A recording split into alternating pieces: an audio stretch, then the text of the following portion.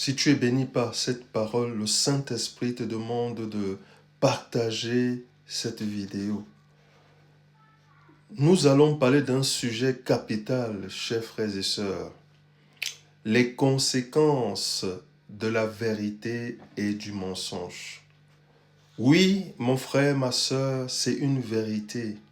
Il y a des conséquences. Des conséquences nous accompagnent dans tous les actes que nous posons. Et le thème d'aujourd'hui, comme nous venons de le dire, les conséquences de la vérité et du mensonge. Mais avant de parler de ces deux choses, c'est important de te parler, mon frère, ma soeur, de la nature de Dieu. Hein? Et ça, c'est des choses qu'on n'enseigne pas toujours aux enfants de Dieu. Hein? Que la première chose que le Seigneur Jésus demande, que le Père demande, que le Saint-Esprit demande à ses enfants, c'est d'abord d'épouser sa nature. Parce que si un enfant de Dieu n'a pas la nature de Dieu, tout ce qu'il ou elle fera sera voué à l'échec. Et voilà pourquoi, pour introduire cette parole, nous allons lire dans Jean chapitre 14. Et dans Jean chapitre 14, on nous parle de la nature de Dieu. Hein? Qu'est-ce qu'il dit au verset 6? C'est le Seigneur Jésus qui parle.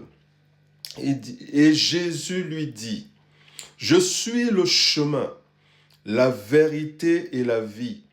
Nul ne vient au Père que par moi. » Lorsque le Seigneur Jésus se définit, qu'est-ce qu'il dit? Il dit d'abord, je suis le chemin. Hein? Et la deuxième chose, c'est la vérité. Et la troisième chose, c'est la vie. Nous allons insister sur la vérité aujourd'hui, chers frères et sœurs. Je ne sais pas si on t'a enseigné, si on t'a dit, depuis que tu as donné ta vie à Jésus, est-ce qu'on t'a vraiment, on a insisté en te disant que à partir, je dis dès lors que tu as pris cet engagement de donner ta vie à Jésus-Christ, qu'il fallait que tu te détournes du mensonge. Mon frère, ma soeur, beaucoup de gens ne savent pas. Le mensonge est l'un des ennemis, des pires ennemis de Dieu, si tu ne le savais pas. Le mensonge est l'un des ennemis, je dis même le numéro un, parce que c'est la nature de l'ennemi. Donc sans le savoir, peut-être, tu te poses des questions, pourquoi depuis, je ne sais pas, 10 ans, 20 ans, que tu as donné ta vie à Jésus, même 1 an, même 5 ans, même 5 mois, autant pour moi, pourquoi les choses n'évoluent pas? Pourquoi tu ne parviens pas à être orienté ou à entendre la voix de Dieu? Mon frère, c'est peut-être ma soeur parce que tu te laisses peut-être, il y a encore cette chose-là, le mensonge, qui influence ta vie. Et la vérité, mon frère, ma soeur, lorsqu'on la pratique, quelles que soient les conséquences, parce qu'en pratiquant la vérité, tu peux te séparer des gens, d'un groupe d'amis, des connaissances, des gens peut-être qui sont encore dans le mensonge, mais parce que toi, tu prends l'engagement de pratiquer la vérité, et même si les gens se séparent de toi, mon frère, ma soeur, ne sois pas triste. Pourquoi? Parce que en pratiquant la vérité, tu ne le fais pas pour plaire à un homme, mais tu pratiques la vérité parce que tu veux plaire à Dieu. Nous continuons notre lecture dans Psaume chapitre 34.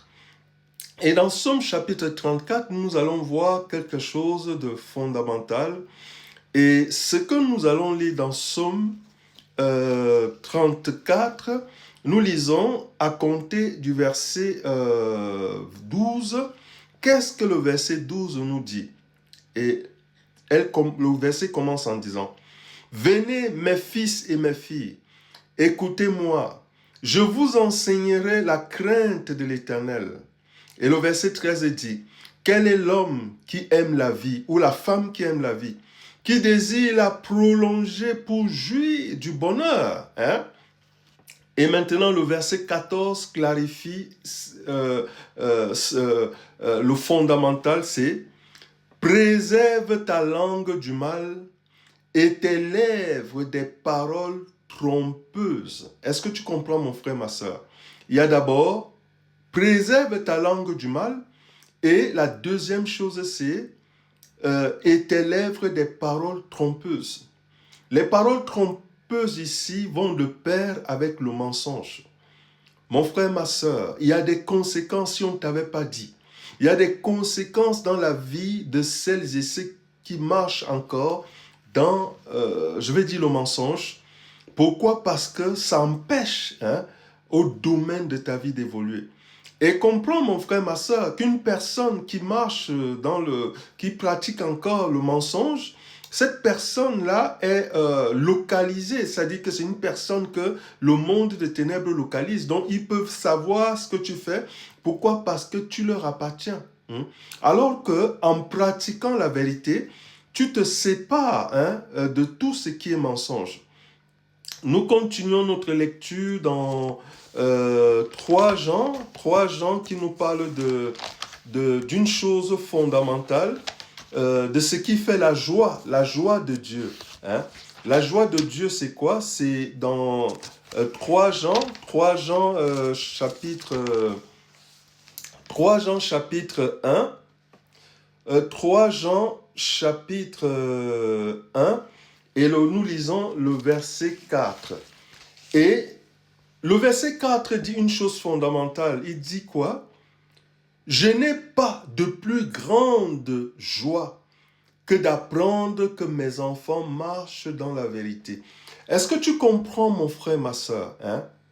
La parole dit, je n'ai pas de plus grande joie que d'apprendre que mes enfants marchent dans la vérité. Est-ce que tu sais que c'est vraiment les croyants ou les chrétiens qui marchent dans la vérité?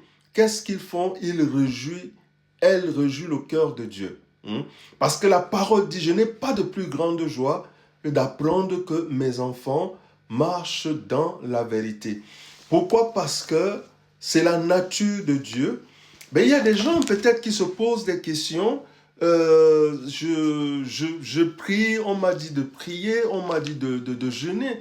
Mais mon frère, ma soeur, moi j'ai l'habitude de dire dans mes messages que la prière n'est pas la première chose que les enfants de Dieu doivent pratiquer.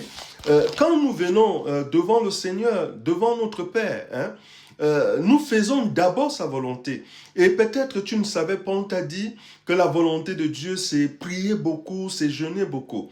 Mais je veux te dire, mon frère, ma soeur, une personne qui fait la volonté de Dieu, qui ne sait pas encore prier, mais cette personne est agréable à Dieu. Plutôt que l'autre qui passe, je veux dire, qui prie pendant des heures et des heures. Parce que ce n'est pas d'abord la prière que notre Père attend de nous. Ce n'est pas parler en langue, faire ces choses. Mais c'est d'abord d'épouser sa nature. Parce que si un enfant de Dieu n'épouse pas la nature de Dieu, quel que soit ce que nous faisons, c'est voué à l'échec, c'est important. Et ici, nous allons dans Proverbes chapitre 12. Et le verset 22 nous dit, les lèvres fausses sont en horreur à l'Éternel, mais celles qui agissent avec vérité lui sont agréables. Est-ce que tu entends ça? On dit bien, les lèvres fausses sont en horreur à l'Éternel, mais celles qui agissent avec vérité lui sont agréables. Ça veut dire, mon frère, ma soeur, avant même déjà de te dire que tu vas prier, que tu vas adorer Dieu, tu dois te rassurer que tu marches, que tu es agréable à Dieu. Parce que si tu ne lui es pas agréable, tout ce que tu feras est voué à l'échec, parce que ce n'est pas d'abord, mon frère, ma soeur, la prière, je veux dire, que Dieu attend de toi. Qu'est-ce qu'il attend de toi? C'est d'abord que tu marches que tu mettes sa parole en pratique. Nous lisons dans Colossiens chapitre 3, le dernier verset, et le verset 9 nous dit, « Ne mentez pas les uns les autres, vous qui avez dépouillé, qui vous êtes dépouillés du vieil homme. » Et du vieil homme ici, c'est la vie